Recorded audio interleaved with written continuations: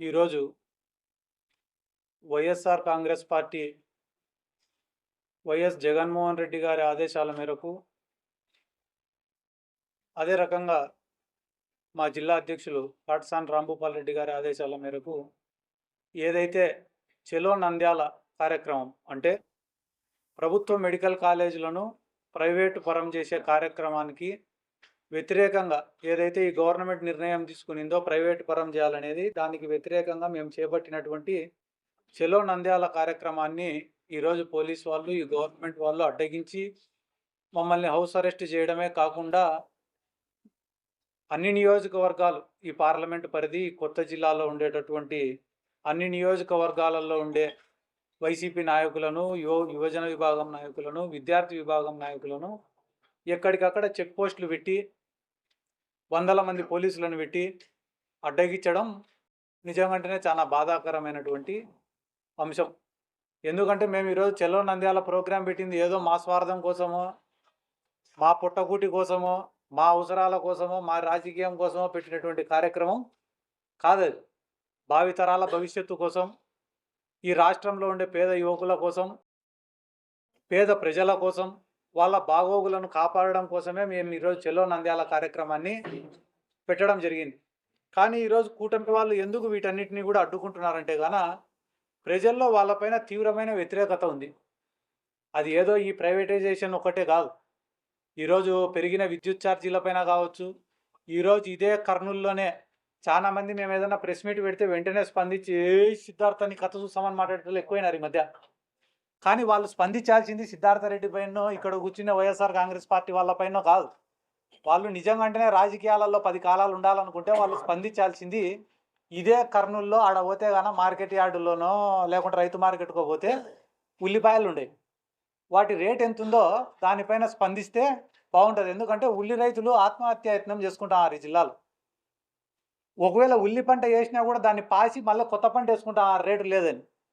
ఒక ఉల్లికి మాత్రమే కాదన్న, టమోటా రైతులు నిన్న కాక మొన్న వాళ్ళు పండించిన పంటను వాళ్ళ కాళ్ళతో వాళ్ళే దొక్కుతున్నారు.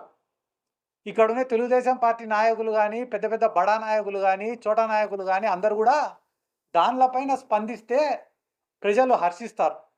ఈరోజు మేము ఎందుకు ఈ చెలో నంద్యాల కార్యక్రమం పెట్టినామంటే కేవలం వైఎస్ఆర్ కాంగ్రెస్ పార్టీనో ఇక్కడ ఉండే నాయకుల అవసరమో కాదు దీన్ని అడ్డుకోవడం. ఈ రాష్ట్రంలో ఉండే ఎంతోమంది డాక్టర్లు వాళ్ళు బయటికి వచ్చి స్పందించాలా, ఈ ప్రైవేటైజేషన్ వల్ల లాభమా నష్టమా అనేది. ఎందుకన్నా గవర్నమెంట్ కాలేజ్ బెస్టా, ప్రైవేట్ కాలేజ్ బెస్టా అనేది మేము ఉదాహరణ చెప్పాల్సిన అవసరం లే. ఈ దేశంలోని ఎడ్యుకేషన్ సిస్టమే మీకు ఇంటర్మీడియట్ అయిపోయిన తర్వాత ఎంబీబీఎస్ ఎంట్రన్స్ రాస్తారు. ఎంబీబీఎస్ ఎంట్రన్స్ రాస్తే బెస్ట్ మార్క్స్ వచ్చిన వాళ్ళకు సీట్ ఎక్కడ అలాట్ అవుతుందన్నా? గవర్నమెంట్లో అలాట్ అవుతుందా, ప్రైవేట్లో అలాట్ అవుతుందా? గవర్నమెంట్లో అలాట్ అవుతుంది.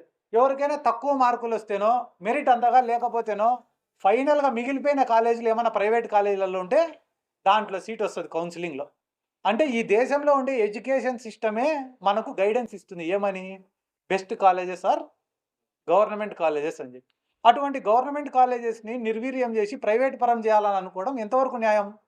లేదు, మేము ది బెస్ట్ ఇన్ఫ్రాస్ట్రక్చర్ ఇవ్వాలనుకుంటున్నాం, అందుకనే ప్రైవేట్ పరం చేయాలని అనుకుంటున్నాం అని అంటున్నారు కొంతమంది.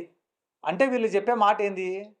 ఈ రాష్ట్రంలో కాలేజీలను డెవలప్ చేయాలన్నా, హాస్పిటల్లను డెవలప్ చేయాలన్నా అది ప్రైవేట్ వాళ్ళతో అవుతుంది తప్ప మా గవర్నమెంట్ చేతుల్లో ఏం లేదని చెప్పి చేతులు ఎత్తేసినారా?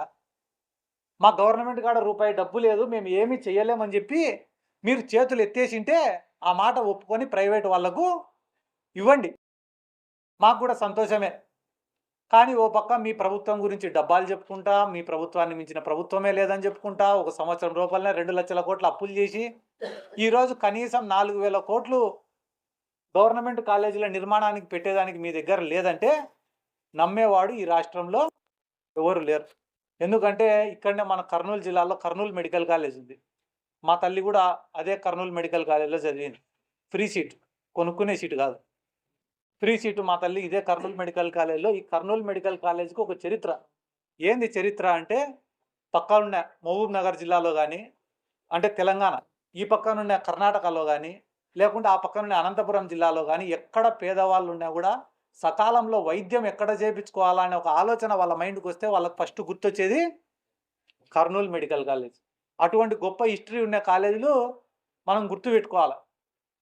కాబట్టి వీళ్ళందరూ ఏమి ఇప్పుడు వ్యాపారం చేయాలి, ఏనా వ్యాపారం చేసి డబ్బు సంపాదించుకోవాలి. మా సుధీర్ అన్న చెప్పినాడు ఏమని 22 మెడికల్ కాలేజీలు ఆ రోజు పర్మిషన్ ఇచ్చినాడు చంద్రబాబు నాయుడు అని. ఆ 22 మెడికల్ కాలేజీలు కూడా ప్రైవేటు ఎవరికి ఇచ్చినాడన్నా? వాళ్ళ బంధువులకు, వాళ్ళ అనుచరులకు, వాళ్ళ నాయకులకు, వాళ్ళకే ఇచ్చినాడు, వేరే వాళ్ళకి ఎవరికి ఇలా. అదే రకంగా రేపు కూడా ఒక 4 టెండర్లకు పిలిచినాడు కదా నిన్న. అవి కూడా ఎవరికి ఇస్తాడు తెలుసా? ఆయన ఎంట బ్యాగులు మోసేటోళ్ళకు, చెప్పులు మోసేటోళ్ళకు, ఆయన జెండా మోసేటోళ్ళకు, వాళ్ళకు మాత్రమే ఇస్తాడు తప్ప ఈ రాష్ట్ర ప్రజలకు దీనివల్ల ఈ పబ్లిక్ ప్రైవేట్ పార్ట్నర్షిప్ వల్ల ఎటువంటి ఉపయోగం కూడా లేదు. ప్రైవేట్ కంపెనీ వాడు ఎవడైనా వచ్చి దీంట్లో పెట్టుబడి పెట్టినాడంటే వాని స్వార్థం లేకుండా ఎవడైనా ₹1 పెడతాడా? ₹1 స్వార్థం లేకుండా తిరిగి ఏం రాదని తెలిస్తే వాడు ₹1 పెడతాడా? అంటే వాడి లాభం వాడు ఆశించుకొనే దీంట్లో పెట్టుబడి పెడుతున్నాడు అనే విషయం కూడా మనం అందరం గమనించాల్సినటువంటి అవసరం ఉంది. ఎందుకంటే బడా బడా వ్యాపారవేత్తలు ఎవరైనా వచ్చి డబ్బు పెట్టాలనుకుంటే సిఎస్ఆర్ అని ఒకటి ఉంటుంది, ఏంది కార్పొరేట్ సోషల్ రెస్పాన్సిబిలిటీ అని. దాని కింద వచ్చి ఒక 50 కోట్లు 100 కోట్లు దానమో ధర్మమో చేసి ఆ మెడికల్ కాలేజ్ పూర్తి చేసి మా పేరు పెట్టండి సార్ అని అడిగేటోళ్ళు కొంతమంది ఉంటారు.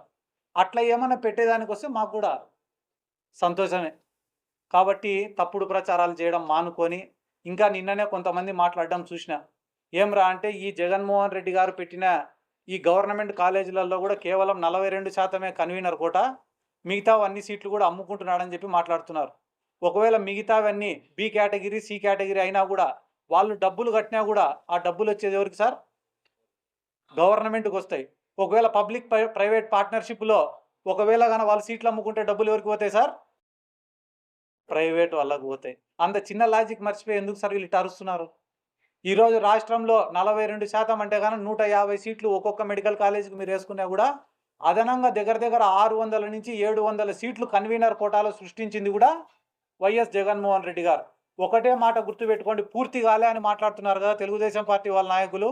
ఒకటే మాట, మెడికల్ కాలేజీలనే ఆలోచన, ప్రభుత్వ మెడికల్ కాలేజీలనే ఆలోచన మాది, ఆచరణ మాది, భూసేకరణ మాది, దానికి నిధులు సమీకరణ కూడా మాదే. ఇవన్నీ మొదలుపెట్టింది మేము. ఈరోజు వచ్చి అమ్ముకొని డబ్బులు తినాలనుకుంటా అనేది మీరు. కాబట్టి ఇవన్నీ కూడా మీ దృష్టికి తీసుకొని వస్తూ ఈరోజు మమ్మల్ని అడ్డుకోవచ్చు, హౌస్ అరెస్ట్ చేయొచ్చు. ఈ రోజుతో ఈ ఉద్యమం అయితే ఆగిపోదు కదా. ఈరోజు ఒక్క పిలుపుకే దాదాపుగా 1000-2000 మంది స్వచ్ఛందంగా విద్యార్థులు గదిలో వచ్చినారు.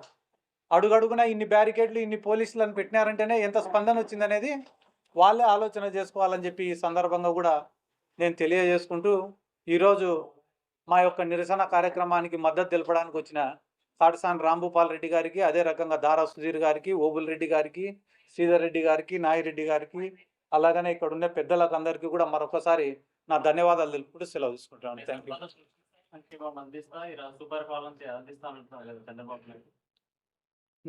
సంపద సృష్టిస్తా, సంక్షేమాన్ని అందిస్తాను, ఈ రాష్ట్రాన్ని అభివృద్ధిని అందిస్తాను. నేను ప్రధానమంత్రిని అయితా, అమెరికా అధ్యక్షుడిని అయితా, నేను ఈ మాట చెప్తున్నా చూడు ఎంతమంది నవ్వుతున్నారు. ఇప్పుడు ఆయన చెప్పేది కూడా అట్టనే అవుతున్నారు.